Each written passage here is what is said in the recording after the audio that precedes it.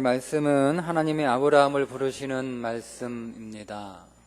하나님이 그를 복의 근원으로 부르시고 믿음의 조상으로 불러주시는데, 아브라함이 복의 근원이다, 믿음의 조상이다 라고 얘기하니까 오늘 우리의 생각 속에 아브라함은 참 신앙적으로 굉장히 본받을 만한 사람이구나, 나도 아브라함과 같은 믿음의 사람이 돼야지, 우리가 이렇게 생각을 하거든요.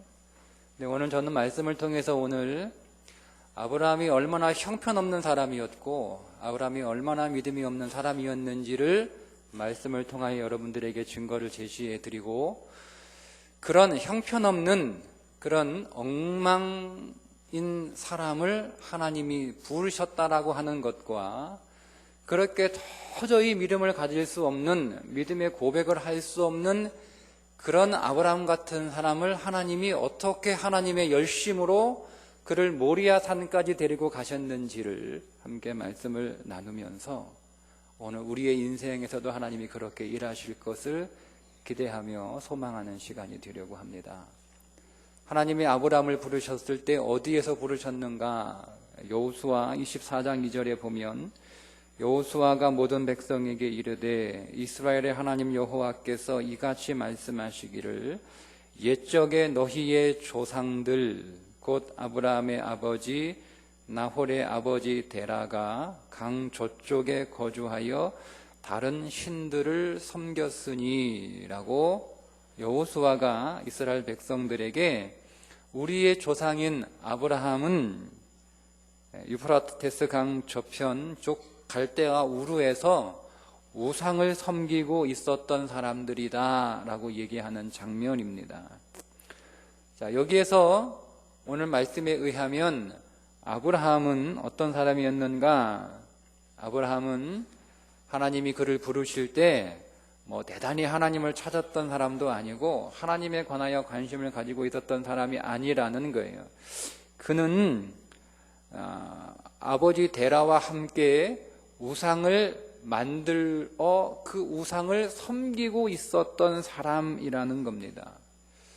당시 갈대아 우르라고 하는 것은 이미 4000년 전에도 수세식 화장실이 있었을 만큼 굉장히 문명이 발달한 화려하고 웅장한 도시였습니다.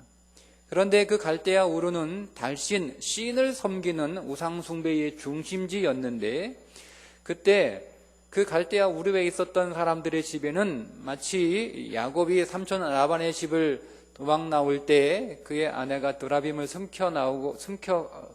숨겨서 가지고 나온 것처럼 그 가정마다 그 가족신, 가족 우상을 가지고 있었던 때라고 해요.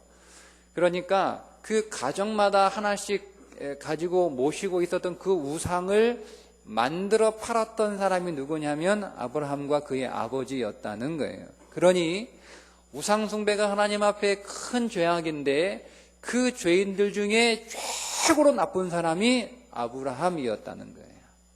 그런 상황에서 아브라함을 하나님이 찾아오신 거예요. 그렇게 넉넉고 하나님에 관하여 관심도 없고 하나님을 찾지도 않고 하나님을 부르지도 않았던 그 아브라함을 하나님께서 친히 찾아가셔서 그를 믿음의 사람으로, 믿는 이들의 조상으로 부르시고 선택하셨다라는 겁니다. 왜 하나님이 아브라함을 찾아가셨을까? 아니, 이 형편없는 사람을 왜 하나님이 찾아서 그를 믿음의 조상으로 선택하셨을까 하는 거예요. 차라리 동시대에 아브라함 말고 더 위대하고 더 훌륭하고 더 좋은 사람이 있었단 말이에요. 욥이 아브라함과 동시대의 사람이에요. 차라리 하나님이 욥을 찾아가셔서 욥을 믿음의 조상으로 부르셨으면, 그를 복의 근원으로 부르셨으면 하나님이 훨씬 더 좋았을 거 아니에요. 아브라함이 하나님 얼마나 마음고생하게 하셨습니까? 하나님 정말 창피하게 만들었던 사람이 이 아브라함이라고 하는 사람이에요. 차라리 롯을 불러서 그렇게 세우고 부르셨다면 하나님은 정말 더 폼도 나고 사람들에게 와 하고, 야, 믿음의 사람이 저 정도야 라고 하는 그런 인기를 얻었을 텐데, 하나님이 그런 욥은 믿음의 조상으로 부르지 않고 정말 형편없고 엉망인 아브라함을 부르셨다라는 거예요. 아브라함이 얼마나 없었나 다시 찾아볼까요? 아브라함이 갈대아 우르에서 하나님이 부름을 받았는데 그가 바로 바벨론을 떠나라고 하나님이 부르셨는데 바로 바벨론을 떠나지 않고 어디로 갔냐면 하란으로 옮겼어요. 근데 그 하란이라고 하는 도시는 사통팔달, 그 당시 무역의 중심지, 그 당시 고대 무역의 교차로였습니다.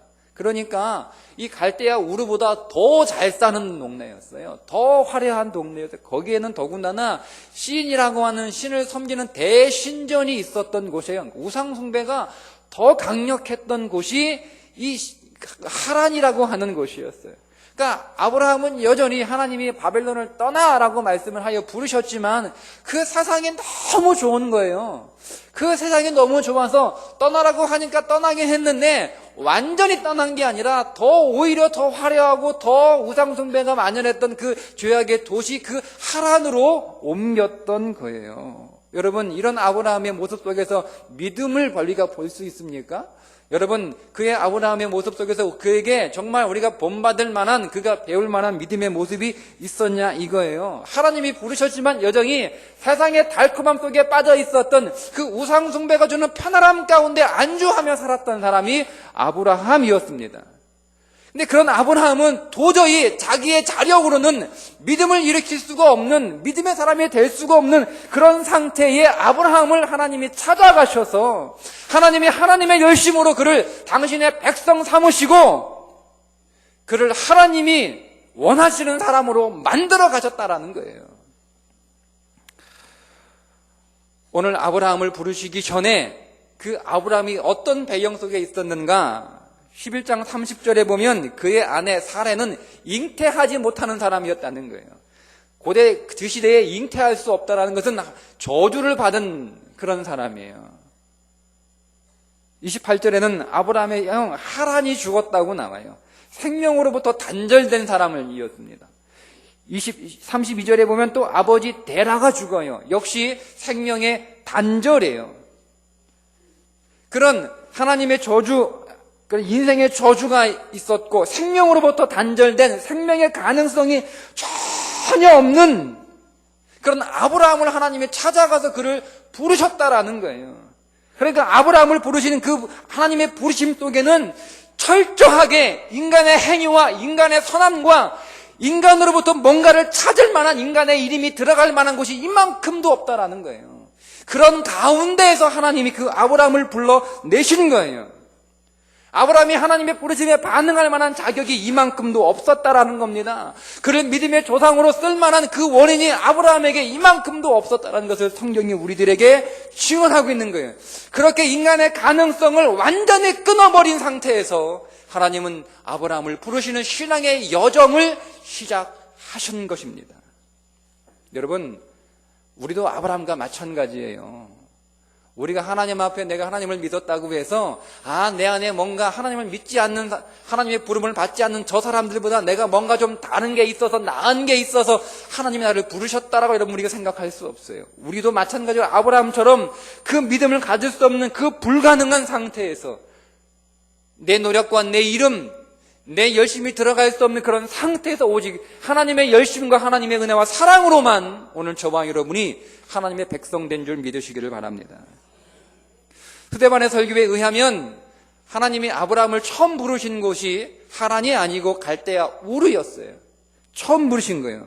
그래서 오늘 12장에서 하나님이 하란에서 그를 부르시는 내용이 나오는데 그때 하나님이 부르시는 하나님이 아브라함을 두 번째 부르시는 거예요.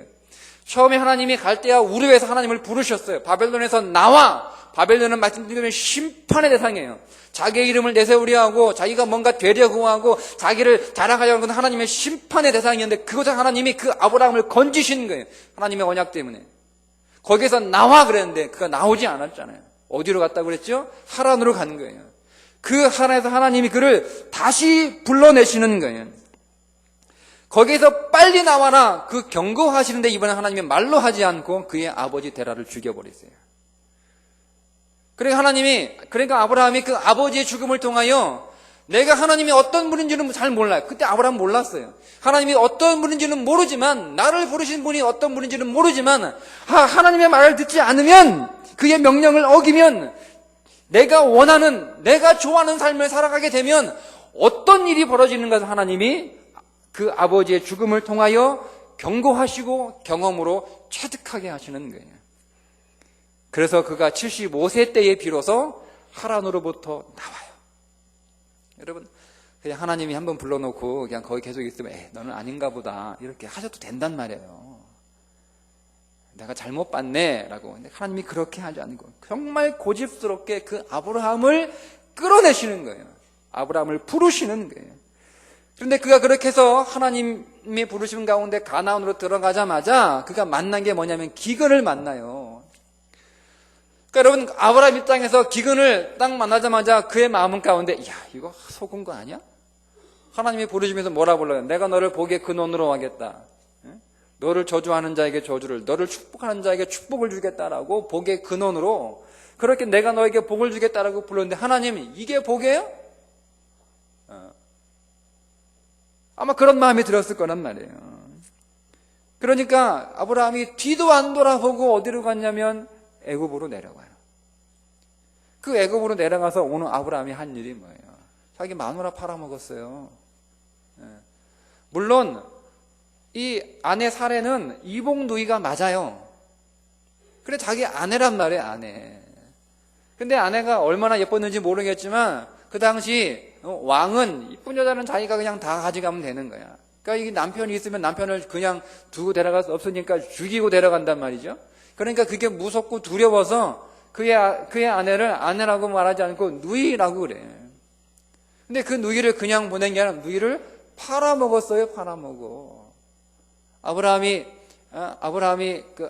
바로 왕이 그 사례를 데려가면서 아브라함에게 오빠니까 그래도 뭐 잔뜩 줬단 말이에요. 돈도 주고 종도 주고 그거 덥석 받아먹었잖아요. 그거 팔아먹은 거지 뭐예요. 그거 받지 말아야지. 아브라함이 그것 때문에 부자가 된 거거든요. 그거 아내 팔아가지고. 여러분 그런 남편 따라가시겠어요? 그게 아브라함이에요. 아브라함. 아내 팔아가지고 부자 된 사람이 아브라함이란 말이에요. 그때 얻은 종이 하갈이에요. 아내만 안 팔아먹었어도 이렇게 되지 않았을 거란 말이에요. 그게 아브라함이에요. 여러분 우리가 이것을 믿음이라고 부를 수 있어요? 믿음이라고 부를 수 없는 사람이에요.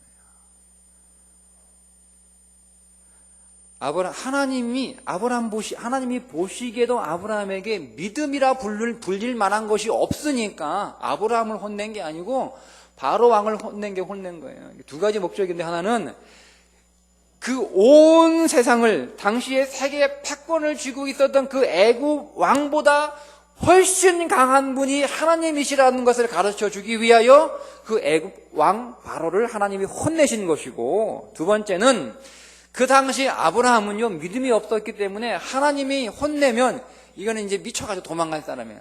그러니까 하나님의 징계를 감당할 만한 사람의 수준이 아니었기 때문에 하나님이 아브라함은 그냥 놔둔 거예요.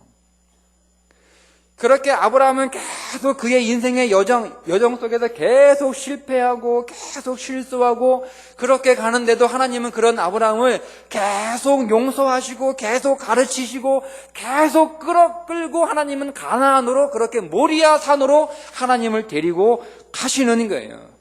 그러면서 하나님이 끊임없이 뭐라고 말씀하시는가 하면 너는 복의 근원이 될 거야.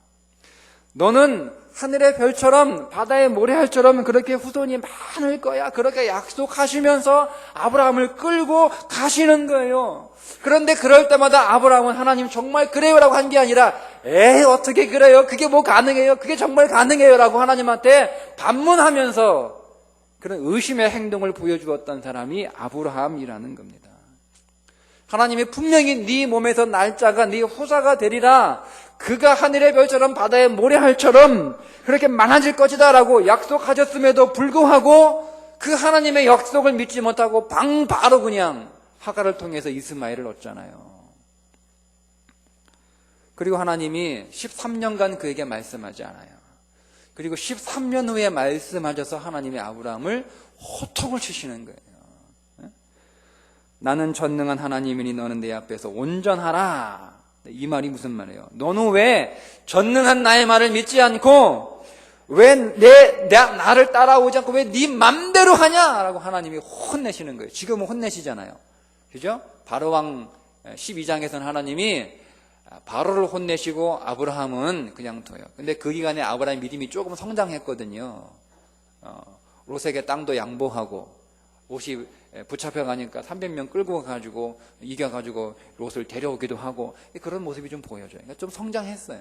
그러니까 이번에 하나님이 아브라함을 혼내시는 거예요. 그리고 하나님이 그 아브라함에게 이제 내년 이맘때쯤에 내 아내 이삭을 얻게 될 거야 라고 얘기하니까 그때 아브라함이 비웃어요. 헤헤. 그래서 이삭 이름이 웃음이잖아요. 웃음. 그래서 이삭인 거예요. 아브라함이 웃었다. 하나님 웃기지 마세요. 이렇게 했다는 거예요. 그게 아브라함이에요. 아브라함. 여러분, 아브라함에게 믿음을 찾을 수 있어요? 없어요. 그는 정말 형편없는 사람이에요. 그런데 그 형편없는 사람, 그 아브라함을 믿음의 조상으로 만들어 가시는 하나님의 열심이 거기서 보인다는 거예요. 아브라함의 특별함이나 아브라함의 어떤 성실함이나 아브라함의 열심이 보이는 게 아니라 그런 정말 엉터리 같은 한 인간을 하나님이 택하셔서 하나님의 백성으로 만들어 가시는 그 하나님의 열심이 그 아브라함을 통해서 보인다는 거예요. 그거 보라는 거예요. 그거 아브라함 보지 말고. 우리는 다 아브라함 같은 사람들이란 말이에요. 우리는 다 그렇게 형편없는 사람들인데 오늘 우리를 부르시고 선택하셔서 하나님이 오늘 우리를 모리아 산으로 데리고 가신다라는 거죠. 그 하나님을 보라는 거예요. 그러니까 여러분, 아브라함을 본받으려고 하지 말고 그 하나님의 열심을 믿으시기를 바랍니다. 아브라함이요, 이삭을 바치는 그 모리아의 놀라운 신앙 고백 앞에 무슨 짓 하는지 아세요? 사라가 이삭을 임신을 했어요. 근데 그라락 아비멜렉에게 또 아내 팔아먹잖아요. 아니, 자기 자식까지 가지고 있는 그 아내를 또 팔아먹어요. 그게 아브라함이에요. 그게 이삭을 모리아에 드리는 바로 앞에 나오는 19장의 내용이에요. 19장의 내용. 아브라함이 그런 사람이라는 거예요. 아브라함은 한 번도 제대로 하나님 앞에 제대로 한 적이 없어요. 그런데 그런 하나님이 그 아브라함에게 교훈하시고 징계를 주시고 가르치시고 약속을 주시고 그래서 그 아브라함을 어디까지 데리고 가시는가 하면 하나님이 100세에 낳은 그의 아들 이삭을 하나님 앞에 모리아 산에서 드리는 거기까지 하나님이 그 아브라함을 데리고 가셨다라는 거예요. 거기서 아브라함이 하나님의 아들을 탁 드리는 그런 실력자가 되게 하셨다라는 거예요. 하나님이 그렇게 하셨다는 거예요. 아브라함이 대단한 게 아니라. 그때 하나님의 아브라함에게 이렇게 말씀을 하세요. 창세기 22장에 여호와께서 이르시기를 내가 나를 가르쳐 맹세하노니 네가 이같이 행하여 네 독자 아끼지 아니하였은즉 내가 네게 큰 복을 주고 네 씨가 크게 번성하여 하늘의 별과 같고 바다의 모래와 같이 하리니 네 씨가 그 대적의 성문을 차지하리라. 또 네 씨로 말미암아 천한 만민이 복을 받으리니 이는 내가 나의 말을 준행하였음이니라 하셨다 하니라 라는 말이에요. 여러분, 이 말씀을 보면 모리아 산에서 아브라함이 그의 아들 이삭을 바친 후에 그것을 칭찬하시면서 아브라함에게 복을 주신 것처럼 들리잖아요. 그죠? 근데 이 말씀이 어디 나면 오늘 12장에 아브라함을 두 번째 부르실 때 나와요. 그리고 15장에 한 번 더 나와요. 이 말은 무슨 얘기냐면 아브라함이 잘해서 그것을 주셨다라는 의미가 아니라 하나님은 이미 아브라함을 그렇게 모리아 산으로 데려가실 것을 계획하셨어요. 나는 네가 어떻든 내가 너를 끝까지 데리고 모리아 산고로 너를 데리고 가서 그렇게 너를 믿음의 사람으로 만들어 내가 너를 그렇게 축복할 것이다라고 하나님은 이렇게 마음에 작정하신 거예요. 약속을 하신 거예요.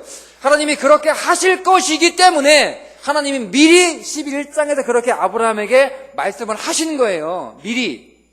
하나님이 그렇게 하실 것이기 때문에 하나님이 작정하시면 하나님이 못하실 일이 없으니까. 그래서 믿음이 전혀 없는, 믿음을 발견할 수 없는 그 처음 시작의 그 여정의 출발점에서 하나님이 그렇게 미리 말씀을 하신 거라는 거예요.